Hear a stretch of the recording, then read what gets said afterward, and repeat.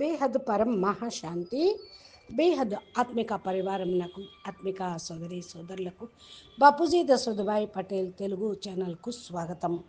ఈరోజు సాక్షి బెహన్ ద్వారా మనసు ఎందుకు చింతన పడుతూ ఉంది దీని గురించి మనము తెలుసుకుందాము. మనం యోగంలో కూర్చున్నట్లయితే పరమాత్మ చింతన చేస్తాము, ఆత్మచింతన చేస్తాము. ఈ ఆత్మ చింతన చాలా శక్తిని ఇస్తూ ఉంటుంది. ఇది కాకుండా అన్య చింతన చేస్తూ ఉంటే ఆత్మలో పవర్ కాస్త తొలగిపోతూ ఉంటుంది. అసలు మానవుడు పరమాత్మ చింతన తప్ప అన్య చింతన చేయాల్సిన అవసరం ఏమిటి? దీనికి అసలు మహత్వ పూర్ణం ఏముంటుంది? భగవంతుడి చింతన కంటే అన్య చింతన ఏమంత గొప్పది?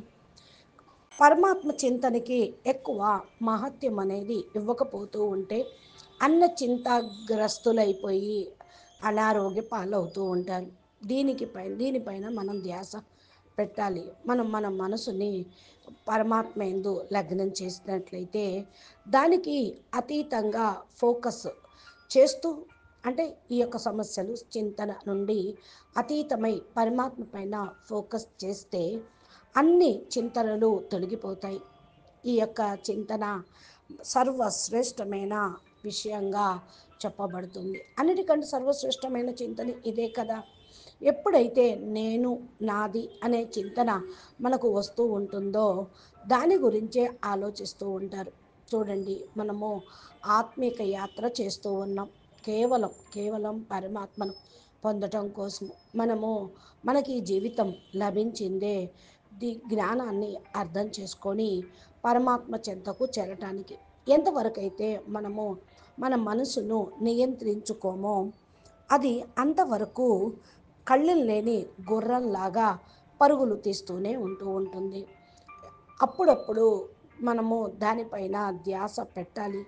ధ్యానం ద్వారా దాన్ని కంట్రోలింగ్ అనేది చేసుకోవటానికి యోగము కూడా నేర్చుకోవాలి.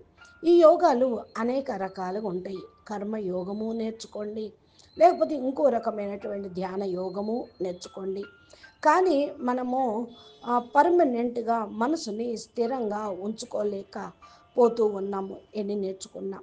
ఎందుకనంటే మనసు యొక్క స్టేజీ మరి సదా చింతన చేయటమే దానికి తెలిసినది. కాబట్టి ఈరోజు మనము ఇంకా మనసు స్థితి బాగున్నది అనుకునే వాళ్ళు ఉంటారు.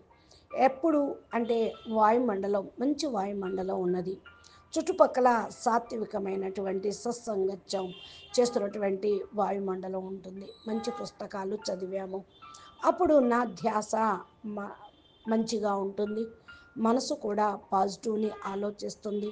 మనసు పవిత్రంగా శుద్ధ సంకల్పాలతోటి నిండినప్పుడు మనకు మనసు శక్తిశాలిగా ఉంటుంది. ఒకవేళ నెగిటివ్ వాయుమండలంలో ఉన్నాము, మన చుట్టుప్రక్కల నెగిటివ్ ఎనర్జీ ఉన్నది, చాలా మెటీరియలిజస్టిక్లుగా మనం ఉంటూ ఉంటాం. అంటే స్థూలము, వస్తువులు, వైభవాలు, పదార్థాలు గురించి చింతన చేస్తూ అవే ఉన్నటువంటి వాయుమండలంలో ఉన్నాము. మన ఆలోచనలు ఆ క్షణంలో మారిపోతూ ఉంటుంది. అన్ని ఆలోచనలు చుట్టుముడుతూ ఉంటాయి. మనం ధ్యానంలో, యోగంలో మనము నేర్చుకునేది ఏంటి? అన్ని ఆలోచనలు వదిలి ఒకే ఒక పరమాత్మని యొక్క చింతన చేయాలి అని శుద్ధమైన డైరెక్షన్ మనసుకు ఇవ్వాలి. ఆ వైపుకే మనసు వెళ్ళిపోతూ ఉంటుంది. తమ ఆలోచనలను సరైన డైరెక్షను ఇస్తూ ఉంటే మనసు ఆటోమేటిక్గా స్థిరం అయిపోతూ ఉంటుంది, అటువైపే నడుస్తూ ఉంటుంది. అప్పుడు మనము మనసుని కంట్రోలు చేయగలుగుతాం.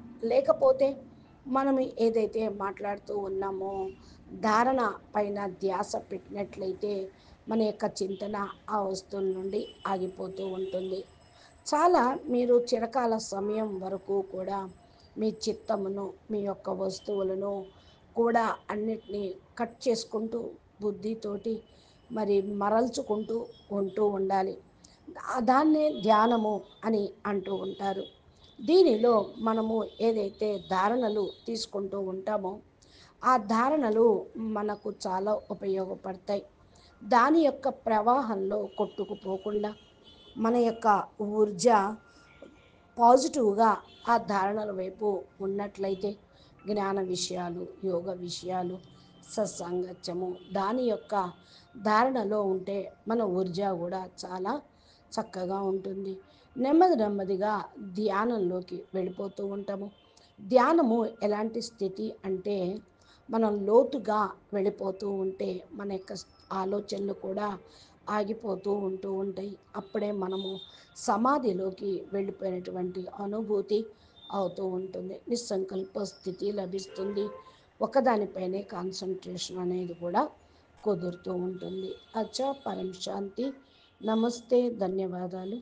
బేహద్కే బేహద్ పరం పరం పరం. महाशांति है, महाशांति है, महाशांति है। नमस्ते।